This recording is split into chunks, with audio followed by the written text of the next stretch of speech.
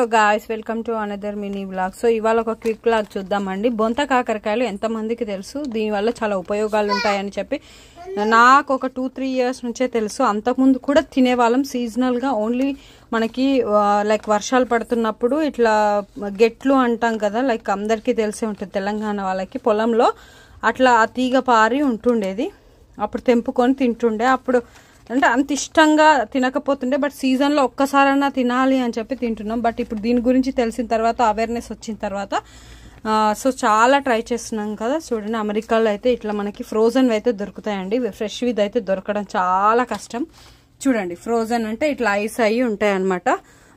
But taste మాత్రం చాలా బాగుంటుంది. మీరు కూడా ఒకసారి ట్రై చేసి చూడండి, చాలా బాగుంటుంది. తెలియని వాళ్ళకి చెప్తున్నాను, తినాలంటే ఒకసారి ట్రై చేసి చూడండి. హెల్త్ కూడా మంచిది, చాలా అడ్వాంటేజెస్ కూడా ఉన్నాయి. ఒకసారి ట్రై చేయండి. థ్యాంక్